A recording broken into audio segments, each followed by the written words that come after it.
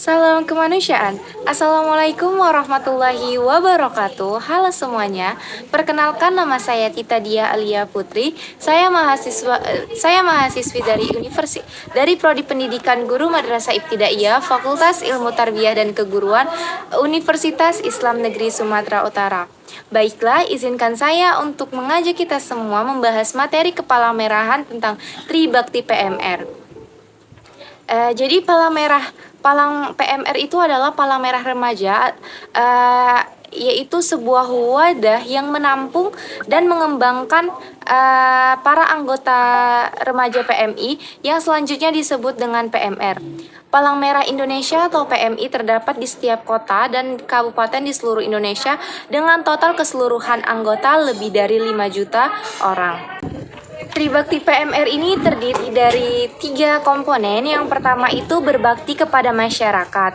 Yang kedua mempertinggi keterampilan serta memelihara kebersihan dan kesehatan. Yang ketiga mempererat persahabatan nasional dan internasional. Adapun pelaksanaan dari Tribakti PMR ini yaitu anggota PMR yang difasilitasi oleh pembina PMR, pelatih PMI, dan PMI di semua tingkatan atau cabang daerah dan pusat. Kemudian adapun pelaksanaan dari Tribakti ini ada 4 komponen. Yang pertama itu kegiatan Tribakti PMR dilakukan sesuai program kelompok PMR yang terintegrasi dengan bidang pelayanan sosial dan kesehatan serta manajemen bencana. Yang kedua yaitu kegiatan Tribakti PMR ini dapat diselenggarakan oleh kelompok PMR, PMI cabang, PMI daerah maupun PMI pusat. Yang ketiga ada pelaksanaan Tribakti PMR di tingkat pusat harus melibatkan PMI daerah dan PMI cabang.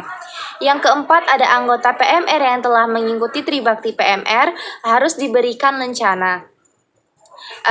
Ada jenis kegiatan palang merah itu dibagi menjadi 2. Yang pertama palang merah remaja mula, yang kedua ada palang merah remaja madya, dan yang ketiga ada palang merah remaja wira. Komponen dari jenis kegiatan palang merah ini sama. Yang pertama juga berbakti kepada masyarakat, yang kedua mempertinggi keterampilan dan memelihara kebersihan dan kesehatan, yang ketiga mempererat persahabatan nasional dan internasional. Hanya saja poin-poinnya itu poin di dalamnya itu berbeda. Untuk jenis kegiatan palang merah remaja mula ini yaitu mengidentifikasi tingkat pengetahuan dan keterampilan materi pelatihan serta penerapan Tribakti PMR. Yang kedua memberikan bentuk pengakuan dan penghargaan formal atas kemampuan yang dimiliki oleh anggota dan unit PMR. Yang ketiga sebagai salah satu syarat mengikuti kegiatan di cabang daerah nasional maupun internasional.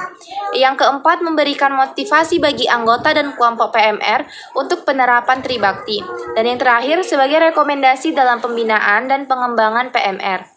Kemudian yang kedua ada jenis kegiatan palang merah remaja madya, yaitu peserta adalah anggota PMR yang telah memenuhi syarat dan dapat direkomendasikan dari pembina PMR masing-masing. Yang kedua pelaksanaan adalah pelaksanaannya adalah PMI cabang bidang PMR dan relawan atau selanjutnya disebut dengan PMI cabang berkoordinasi dengan pembina PMR. Dan yang terakhir yaitu penilainya adalah staf relawan PMI yang berkompetensi pelatih fasilitator atau pembina PMR dan dapat juga melibatkan instansi terkait. Jenis kegiatan palang merah yang ketiga yaitu palang merah remaja wira. Yang pertama setelah dilantik sebagai anggota PMR yang dibuktikan dengan KTA, kemudian direkomendasikan oleh pembina unit PMR. Setelah itu untuk ujian kecakapan materi PMR, anggota PMR telah menyelesaikan satu materi pelatihan sesuai kurikulum. Contohnya apabila dia telah menyelesaikan kurikulum dengan kecakapan materi kepimpinan, maka ia harus menyelesaikan pelatihan kepimpinan sesuai kurikulum dibuktikan dengan daftar hadir. Untuk ujian kecakapan Tribakti anggota PMR telah melaksanakan tahapan kegiatan Tribakti secara berkelompok sesuai dengan program kerja unit PMR. Tribakti Palang Merah Remaja atau PMR ini mempunyai 3 prinsip utama yang menjadi pedoman bagi anggota PMR dalam menjalankan kegiatan kemanusiaan dan pelayanan sosial. Tribakti ini mencakup 3 aspek penting yang ditanamkan kepada anggota PMR agar mereka dapat berperan secara maksimal dalam membantu masyarakat. Contohnya seperti meningkatkan keterampilan hidup sehat. Jadi anggota PMR ini diharapkan memiliki keterampilan yang mendukung hidup sehat dan dapat menerapkan pola hidup sehat dalam kehidupannya sehari-hari.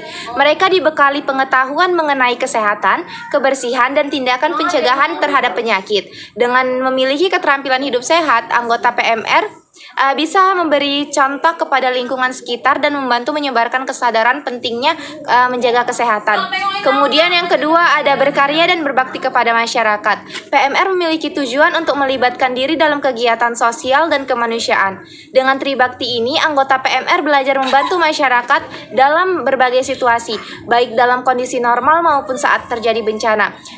Mereka ikut serta dalam kegiatan pelayanan masyarakat seperti donor darah, kegiatan amal, bantuan kepada korban bencana, serta program-program lainnya yang berdampak langsung kepada masyarakat. Cukup sekian yang bisa dapat saya sampaikan. Assalamualaikum warahmatullahi wabarakatuh.